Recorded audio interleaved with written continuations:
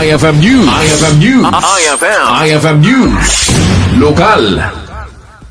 Ti pagudpud Ilocos Norte ken dagiti kabangibang nga ili ket iti puunan da ket ti panagmula ditoy a personal ang nagturong ti grupo dagiti kameng ti Department of Agriculture ang nakalugal ti Laboratory on Wheels tapno rekas ket kita enda dagiti sample soils dagiti manalon kalikagom da iti Lab on Wheels amang kita no agpaiso na saranta dagiti dagdaga dagiti manalon ken tapto makita no mabalid lang agipan ti abono ken daduma pa a fertilizers kadagiti mulmula da. Ito po ay programa po ng Department of Agriculture, katuwang ang Bureau of Soils and Water Management, kung saan po ay dinadala namin yung analysis ng lupa na mas malapit po sa ating mga farmers. So nandyan po sa labas yung ating mobile soil laboratory kung saan ito po ay capable na mag-analyze ng chemical, physical at biological properties po ng lupa para po malaman natin ano po yung mga angkop na practices o technology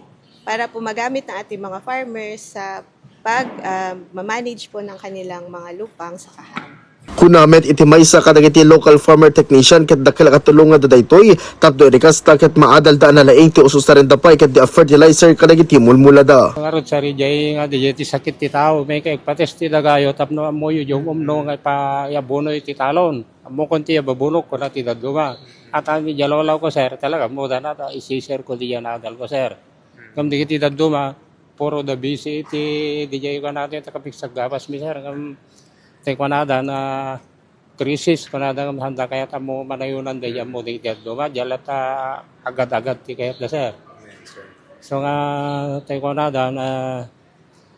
sumulsulit ti tao ang no kuwan tayo may balik ta rin kung awan ti anos awan ti malamot ako natlalakay so paiweso na sa riyan pagsasaw nga nagsadot ka pumanglaw ka nagagat ka bumaklang ka Robert Stem 14 diya sir so kanalay nga pagi sa riyan lalo ang ikanak mo ti apot ka doon nga blessing nani po din sir do tumapapal na pa nga nangalam ka dita kung nadang sharing iti apot hindi kanak iti sheriff ko nga trabaho.